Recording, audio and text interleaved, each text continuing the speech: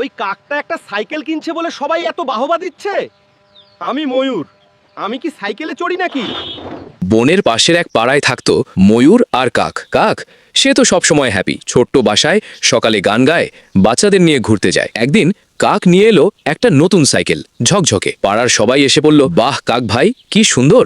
ময়ূর জানালা দিয়ে দেখছে, মনে মনে ভাবছে, এই কাক একটা সাইকেল কিনলো আর সবাই তার তারিফ করছে। না না, আমাকে তো আরো বড় কিছু কিনতেই হবে। পরের দিন ময়ূর কি করলো জানো? ব্যাংক থেকে লোন নিয়ে কিনে ফেললো একটা চকচকে স্কুটার। সারাদিন ঘন্টা বাজিয়ে ঘুরছে, দেখো দেখো আমার স্কুটার, কাকের সাইকেলের চেয়ে অনেক দামি। কাক অবাক হয়ে বলল, বাহ ময়ূর ভাই, সুন্দর তো, তবে এত দামি? ময়ূর মুখ ফিরিয়ে বলল, তোমার মতো সাধারণ পাখি বুঝবে না, আমি তো রাজকীয় ময়ূর। কয়েক মাস পর কাক কিনলো একটা ছোট্ট টিভি বাচ্চাদের জন্য।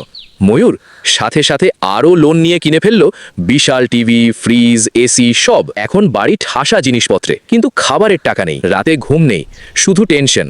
লোনের কিস্তি, সুদ, পালক পড়ে যাচ্ছে চিন্তায়। একদিন বুদ্ধিমান পেঁচা এসে দেখল দামি জিনিসে ভরা ঘর, কিন্তু ময়ূর শুকিয়ে কাঠ, মুখে শুধু দুশ্চিন্তা। পেঁচা জিজ্ঞেস করলো, এত জিনিস কিনলে কিন্তু সুখী তো দেখছি না। ময়ূর মাথা নিচু করে বলল, পেঁচা দাদা, সত্যি বলতে আমি লোনে ডুবে গেছি। কাক যখন কিছু কিনতো আমি ভাবতাম আমাকে তার চেয়ে বেশি কিনতেই হবে। এখন মাসের শেষে কিস্তি দিতে না পারলে সব কেড়ে নেবে। ঠিক তখন কাক গান গাইতে গাইতে যাচ্ছে বাচ্চাদের নিয়ে, সাইকেলে করে, হাসি মুখে, কোনো টেনশন নেই। পেঁচা ময়ূরকে বলল, দেখো কাকের কাছে কম জিনিস আছে কিন্তু শান্তি আছে। তুমি কম্পিটিশনে নামতে গিয়ে নিজের শান্তিই হারিয়ে ফেলেছো। ময়ূর সেদিন বুঝলো সুখ জিনিসের সংখ্যায় নয়, মনের শান্তিতে। মনে রাখবেন, প্রতিবেশীর সাথে অন্ধ কম্পিটিশন করতে গিয়ে নিজের জীবন লোনের বোঝায় ভারী করবেন না। নিজের সামর্থ্যই আসল মর্যাদা।